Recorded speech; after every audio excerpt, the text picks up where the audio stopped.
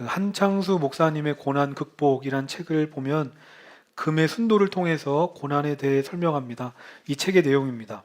고대에는 금을 정제해서 재련할 때 주로 녹여서 금의 순도를 맞춰냈는데 요즘처럼 순도를 측정할 기술이 없었다.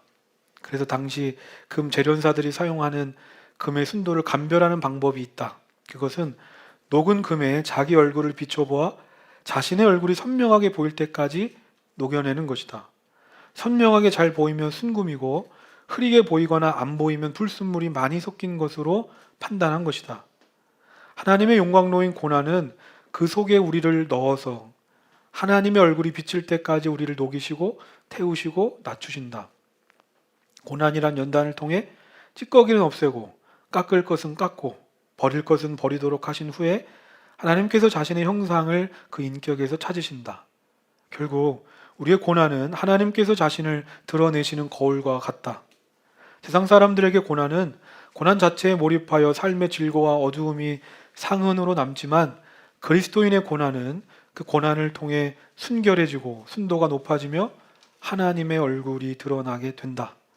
고난은 하나님이 함께하기 위한 장소이며 하나님이 그 자리에 함께 계시며 거기서 자신을 드러내기를 기뻐하신다. 이게 무슨 말입니까? 우리는 고난을 통해서 이전에 경험해 보지 못했던 하나님을 경험하게 된다는 겁니다. 오늘 말씀을 보면 한나의 이야기가 계속됩니다. 근데 놀라운 건 이 고통 속에 슬픔으로 시작했던 이 한나의 이야기가 기쁨의 노래로 끝난다는 겁니다. 한나에게 놀라운 변화가 일어났습니다.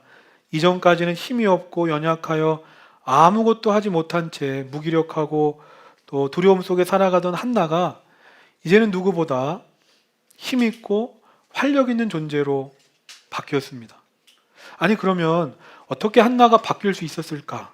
그녀가 아들을 낳았기 때문일까? 그런데 오늘 말씀 사무엘상 2장의 말씀을 보면 자신이 임신을 하고 아들을 낳았기 때문에 기쁘다고 하지 않는다는 겁니다. 성경에서 말하지 않았어도 당연히 한나는 아들 사무엘을 낳았을 때 기뻤을 겁니다. 그런데 오늘 한나의 노래, 이 한나의 기도를 보면 한나는 아들이 주는 기쁨과 감격을 넘어서는 그 무엇인가를 경험했음을 알 수 있습니다. 그게 뭘까? 오늘 말씀 1절입니다. 우리 1절 함께 읽겠습니다. 시작. 기도로 아뢰었다. 주님께서 나의 마음에 기쁨을 가득 채워 주셨습니다.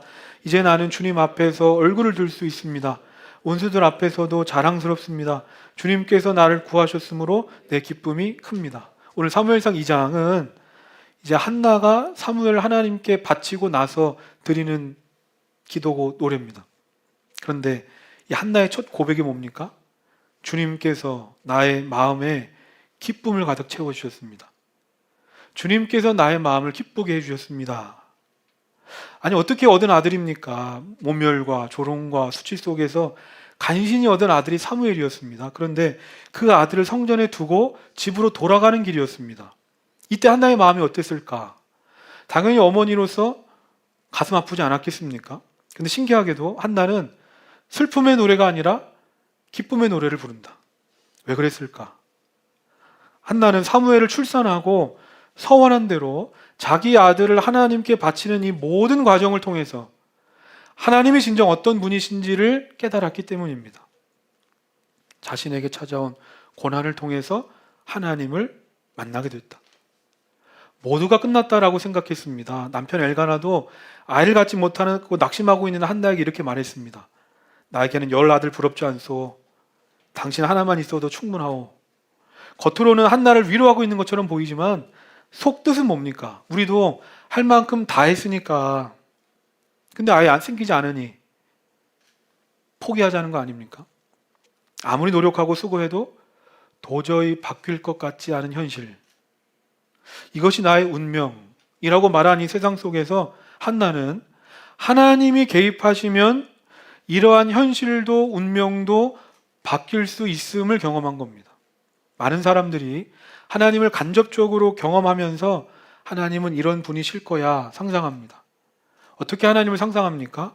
하나님은 오늘도 살아계셔서 나와 함께 하신 하나님이 아니라 적당한 거리에서 나를 지켜보시면서 어느 정도 상황과 환경이 좋아지고 해볼만 하면 그때 오셔서 나를 돕는 정도의 하나님으로 생각합니다. 그런데 한나는 하나님을 간접적으로 경험한 게 아니라 고난을 통해서 직접적으로 하나님을 만났고 하나님을 경험했습니다. 지금까지 주변 사람들은 한나 너의 죄 때문이라고 말했습니다. 저주를 받아서 아이를 못 낳는 거라고 손가락질하고 비난했습니다. 한나도 어쩌면 자기 자신이 하나님께 버림받은 존재라고 생각했을지 모릅니다. 그런데 한나가 고난 중에 깨달았습니다. 하나님께서 나를 버리고 나를 저주하신 줄 알았는데 그게 아니라 하나님은 여전히 나를 생각하고 계시며 하나님의 때를 기다리고 계셨구나. 내가 믿는 하나님은 멀리 계신 하나님이 아니라 오늘도 살아계셔서 나와 함께 하신 하나님이시구나. 하나님은 적당히 상황과 환경에 맞춰서 일하신 하나님이 아니라 당신의 뜻대로 모든 상황과 환경을 역전하실 수 있는 능력의 하나님이시구나. 하박국 3장 17절 18절 주보에 있습니다. 무화과 나무에 과일이 없고 포도나무에 열매가 없을지라도 올리브 나무에서 딸 것이 없고 밭에서 거두어 드릴 것이 없을지라도 우리의 양이 없고 외양간에 소가 없을지라도 나는 주님 안에서 즐거워하련다. 나를 구원하신 하나님 안에서 기뻐하련다. 저는 이것이 바로 오늘 말씀 속에 한나의 마음을 가득 채웠던 기쁨이고 모든 그리스도인들이 맛보고 누려야 할 기쁨인 줄 믿습니다. 없고 없을지라도 나는 주님 안에서 즐거워하고 기뻐하련다. 아이를 얻고 아이를 못 얻고 응답의 여부 때문이 아니라 그저 내가 하나님과 함께 할 수 있는 것, 하나님이 나의 아버지가 되시는 것, 그리고 그 하나님께 기도할 수 있는 것, 이 자체가 나를 기쁘게 한다는 겁니다. 그래서 오늘 사무엘상 2장에 나오는 한나의 노래, 한나의 기도를 보면 한나가 무슨 신학 공부했겠습니까? 아니면 오늘날처럼 성경 공부를 했겠습니까? 그런데 사무엘을 구하고 얻고 드리는 이 모든 과정을 통해서 한나는 누구보다 하나님을 깊이 있게 체험한 겁니다.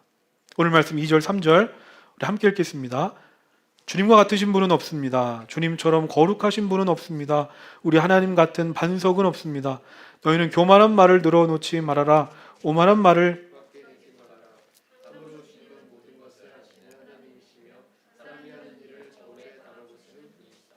한나가 자신이 만나고 경험한 하나님을 고백합니다. 2절 보면 주님 같으신 분은 없습니다. 주님같이 거룩한 분은 없고 주님 같은 반석도 없습니다. 만약에 이 세상 모든 것을 자기 뜻대로 할 수 있는 존재가 있는데 그 존재에 모자란 부분이 있다면, 그 존재의 마음에 악함이 있다면 어떻게 되겠습니까?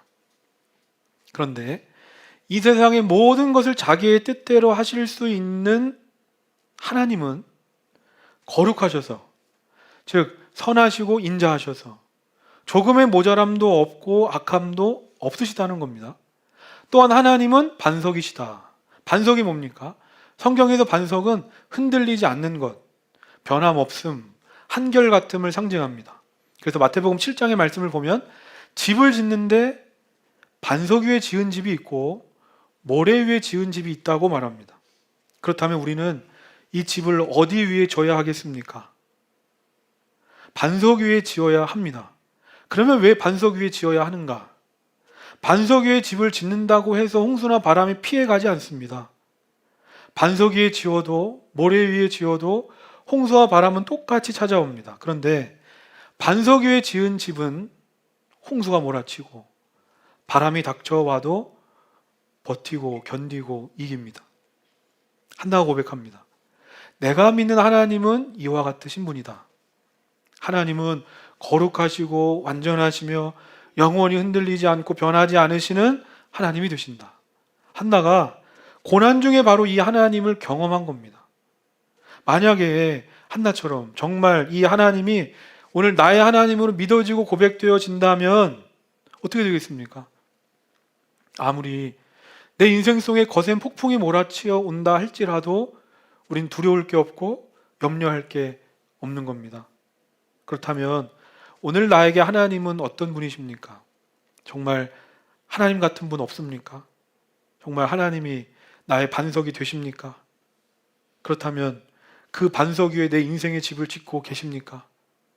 그 반석 위에 내 가정을 세우고 우리 일터를 세우고 계십니까?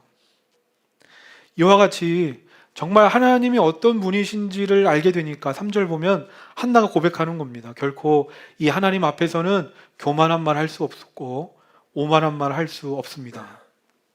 그렇지 않습니다? 오늘도 살아계셔서 당신의 뜻대로 세상 만물을 주관하고 다스리시는 그 하나님 앞에 내가 서면 이 세상 사람 누구든지 겸손해질 수밖에 없는 겁니다. 그리고 저 하늘에서 바라보면 마치 먼지와 같을 정도로 작고 작은 내가 온 우주 만물을 창조하시고 다스린 하나님을 다 안다? 라고 생각하는 것이 얼마나 오만하고 어리석은 생각입니까? 그러니까 한나는 하나님을 만나고 나니까 자연스럽게 자기 자신부터 돌아봅니다. 아, 고난 속에서 지난날 내가 하나님이 날 잊으신 건 아닐까? 하나님께서도 나처럼 이 문제 해결하지 못하시는 건 아닐까? 하나님을 내 수준, 내 인간적 차원 정도로만 바라보고 생각하고 행동하고 결정하며 살아왔던 내 자신의 교만함, 오만함을 회개합니다. 예수님의 제자였던 베드로가 큰 소리치며 말했습니다. 모두가 다 주님 버려도 나는 주님 안 버릴 겁니다. 근데 어떻게 됩니까? 베드로도 다른 사람들처럼 예수님을 버리고 떠나갑니다. 나중에 부활하신 예수님께서 베드로에게 찾아오셨습니다. 이때 베드로는 이전처럼 큰 소리 치지 않았습니다. 요한복음 21장 17절 보면 내가 주님을 사랑하는 줄을 주님께서 아십니다. 이게 무슨 말입니까? 이제는 내가 나를 잘하는 게 아니라 주님이 나보다 나를 더 잘하십니다. 베드로가 자신의 한계와 연약함을 인정하면서 겸손해졌습니다. 지식적으로 머리로 하나님을 알 때는 늘 큰 소리치며 떠벌리고 다녔습니다. 온갖 교만하고 오만한 말들을 쏟아냈습니다. 자기가 다 안다고 생각했기 때문입니다. 그런데 이런 베드로가 예수님의 죽음과 예수님의 죽음 앞에 배신하고 도망쳤던 나 자신, 늘 바라보던 그 뼈아픈 고난의 시간을 경험하고 나니까 비로소 예수님이 어떤 분이신지를 알게 된 겁니다. 이처럼 우리가 언제 하나님을 경험할 수 있을까? 성경은 말합니다. 고난을 통해서 우리는 하나님을 경험할 수 있습니다. 그렇다면 이 고난을 책을 통해서 배울 수 있습니까? 아니면 다른 사람의 경험담을 통해 대신할 수 있습니까? 하면 그렇지 않습니다. 저도 교회를 개척하기 전에 교회 개척에 대해서 책으로 많이 봤고 많은 사람들의 경험담을 들었습니다. 그런데 직접 개척을 해보니까 책이나 다른 사람의 경험담에서는 들을 수 없고 볼 수 없는 걸 듣게 되고 보게 됩니다. 고난은 내 삶으로 직접 겪어야 됩니다. 내 온 몸과 영혼으로 경험하지 않고서는 그 고난을 온전히 이해할 수 없습니다. 그러기에 하나님을 안다는 것은 뭘까? 하나님을 경험한다는 건 쉬운 일이 아니구나 하는 겁니다. 하나님을 경험한다는 것, 하나님을 안다는 건 쉬운 일이 아니다. 눈물 젖은 빵을 먹어본 사람만이 그 맛을 안다는 말처럼 하나님은 이 고난이란 독특한 방법을 통해서 하나님을 알게 하시기 때문입니다. 오늘 말씀 4절부터 7절입니다. 우리 함께 읽겠습니다. 용사들의 활은 꺾이나 약한 사람은 강해진다.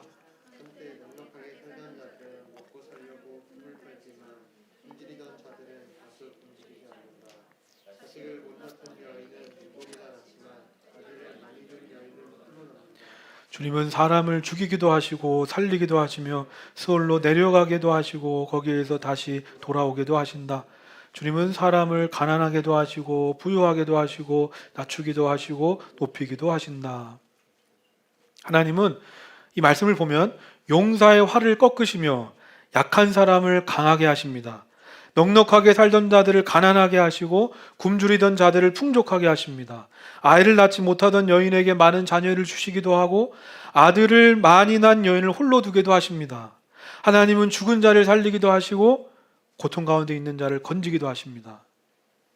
이 방금 읽은 말씀을 쭉 보면 우리가 사는 세상의 원칙, 질서, 기준을 말하는데 하나님께서 우리 세상의 원칙과 기준과 질서를 완전히 뒤집으시고 깨뜨리시고 초월하십니다. 그렇다면 이 말씀이 의미하는 게 뭘까? 하나님께서 이 모든 걸 깨뜨리셔서 우리를 혼란스럽게 하시는 게 아니라 하나님은 이 세상의 모든 질서, 원칙, 기준을 넘어서는 힘을 가지신 분이라는 겁니다. 그러기에 우리가 사는 이 세상에서는 가난하고 약하고 실패하면 기가 꺾이고 의기소침해지고 좌절할 수밖에 없는데, 이러한 우리의 질서와 원칙과 기준을 넘어서 일하신 하나님이 나와 함께 하시면 우리는 설령 가난하고 약하고 실패할 때에도 낙심할 게 없고 슬퍼할 게 없습니다. 반대로 내가 용사처럼 강하고 부유해서 많은 걸 가졌어도 우리는 교만할 수 없고 자랑할 수 없습니다. 왜 그렇습니까? 방금 읽은 말씀처럼 내 인생을 결정하는 건 성공, 실패, 강함, 약함, 건강함, 연약함, 그것이 아니라 이 모든 것을 초월하여 역사하신 하나님이 내 인생을 결정하시기 때문입니다. 이처럼 우리가 오늘 말씀에서 주목해야 되는 건 한나가 하나님께 기도해서 어떤 응답을 받았는가가 중요한 게 아니라, 정말 중요한 건 한나의 기도를 들으시고 응답하시는 그 하나님이 어떤 분이신가 라는 겁니다. 내가 믿는 하나님이 어떤 분이신가. 아무리 하나님이 대단하고 위대한 분이라고 해도 내가 그 하나님이 어떤 분이신지를 제대로 알지 못하고 그 하나님이 정말 나의 하나님으로 고백되어지지 않는다면 그것이 나에게 무슨 소용이 있겠습니까? 욥기 42장 5절입니다. 주님이 어떤 분이시라는 걸 지금까지는 제가 귀로만 들었습니다. 그러나 이제는 제가 제 눈으로 주님을 뵙습니다. 욥이 고백합니다. 하나님을 믿는다고는 했는데 지금까지 내 삶을 돌아보면 하나님에 대해서 나는 귀로 듣기만 하는 수준이었습니다. 그런데 사랑하는 사람들, 재산, 건강을 잃는 엄청난 고난을 겪고 나서 욥이 다시 고백합니다. 이제야 비로소 제 눈으로 주님을 뵙습니다. 당연히 우리 중에 고난당하는 걸 좋아하는 사람은 없을 겁니다. 우리 중 한 사람도 고난을 좋아하지 않습니다. 그런데 우리가 기억해야 되는 건 하나님은 아무 의미 없이 우리에게 고난을 주시지 않는다는 겁니다. 시편 119편 71절 주보 있는데 우리 함께 읽겠습니다. 시작. 고난을 당한 것이 내게는 오히려 유익하게 되었습니다. 그 고난 때문에 나는 주님의 율례를 배웠습니다. 성경은 분명하게 말합니다. 고난당하는 게 나에게 유익이다. 왜냐하면 그 고난 때문에 내가 주님을 더 알게 되었기 때문입니다.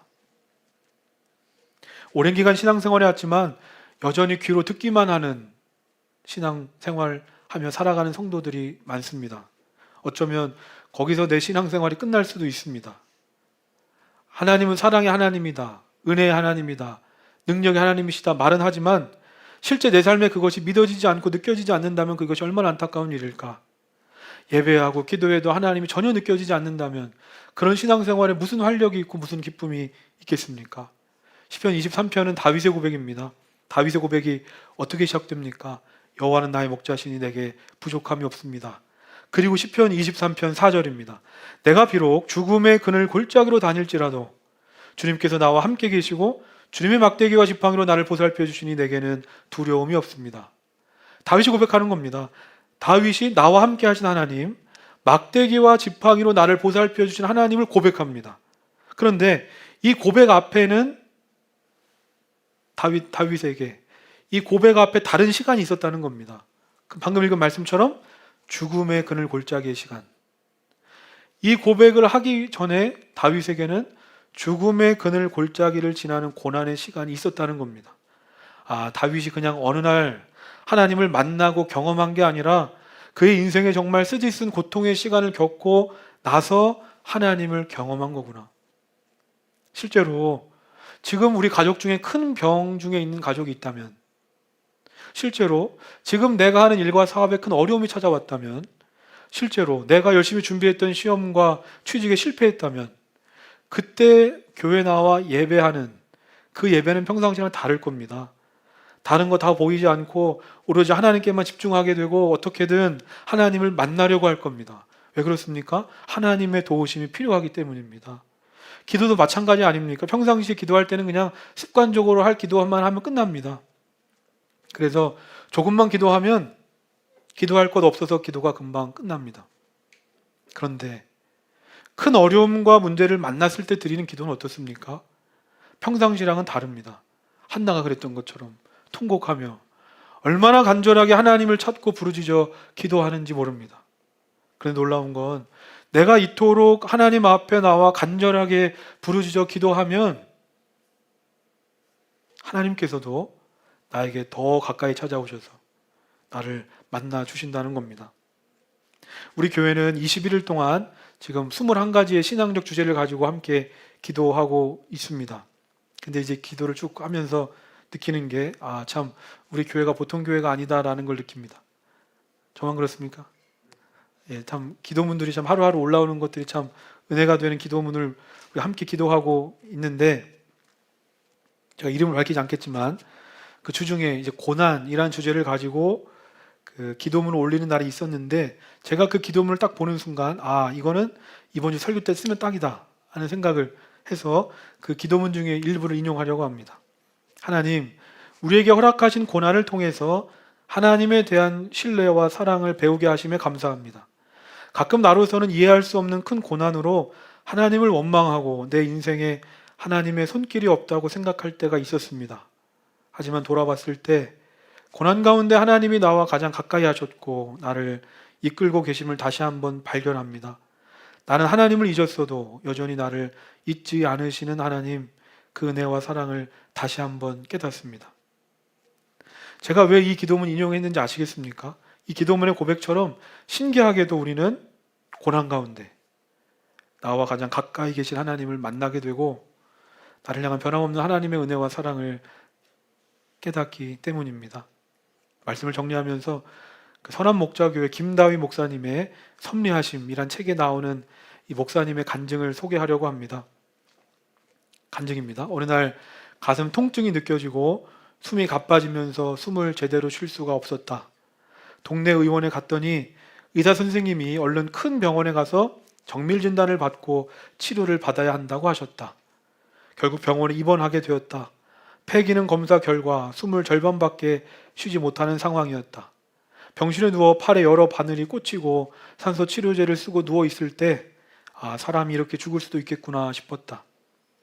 늘 고백했던 말이지만 생명이 주님께 있음을 절감했던 순간이다. 그때 병원에서 치료를 받으며 주님께 기도하며 물었다. 주님, 저에게 가르쳐 주십시오. 제가 무엇을 깨닫기 원하십니까? 병실에 있다 보니 삶과 죽음을 자연스레 묵상하게 되었다. 왜 어떤 이는 병을 얻어도 살고 어떤 이는 죽는가?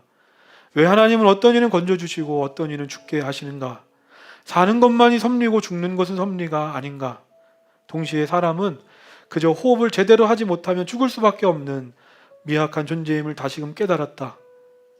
마치 사람에게 한계가 없는 것처럼 이리 뛰고 저리 뛰어도 호흡이 멈추면 모든 삶이 그 자리에서 정지될 수밖에 없다. 병실 침대에 누워 고요히 기도할 때 성령께서 이런 마음을 주셨다. 다윗아, 너의 한계를 인정할 때 진정한 평강이 임한다. 내가 너에게 생명과 호흡을 준 것이다. 그러니 나를 온전히 인정하고 따르렴. 내가 너를 친히 가르칠 것이다.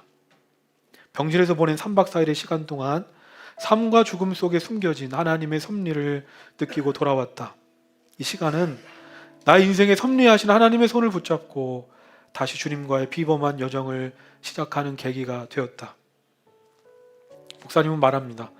혹시 지금 알 수 없는 상황 속에 있는 분이 계시다면 예수님께 이렇게 기도해 보실래요?